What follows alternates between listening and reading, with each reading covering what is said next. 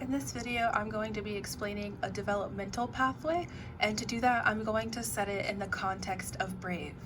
Just to introduce our characters a little bit, we have the witch in the forest, as you can see in the movie, and specifically that witch turns Eleanor from her human form into a bear form. So that's why we have Eleanor on here twice. The first one is her in the bear form, and the second one is her in the human form. And then of course we have Merida.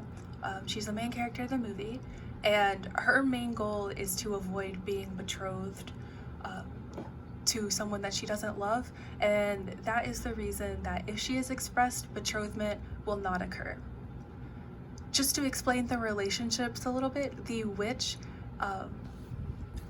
promotes the formation of Bear Eleanor. Without the witch, Bear Eleanor will not be formed. However, Bear Eleanor is inhibited by Queen Eleanor, and this happens because in the movie, if you've seen it, even though she's in a bear form, she's still controlled by her human thoughts, and it makes her act differently and act more cautiously.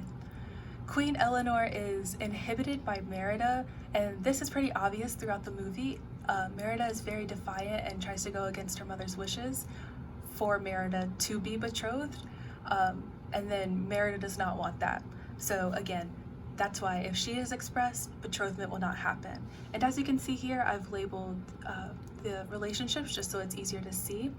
And an important thing to note about this relationship specifically is that because it impacts segmentation and the identification of bodily segments, it's going to be homeotic. And this is really evident when you think about the differences between humans and bears. Human limbs and extremities are, like, the legs are going to be longer than the arms, and humans are bipedal. However, with bears, that segmentation changes and the limbs are pretty even, and bears are quadrupedal.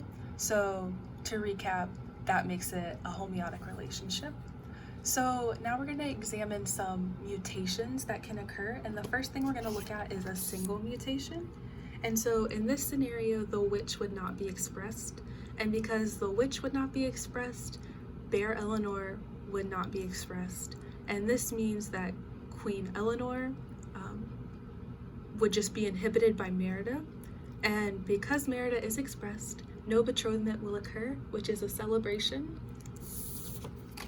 And then the next one we're going to look at is a double mutant, and here neither the witch nor Merida are expressed, and because of this, like I said earlier, Bear Eleanor will not be formed because the witch is not expressed, and this just means that the queen will cause the betrothment to happen because Merida is not expressed.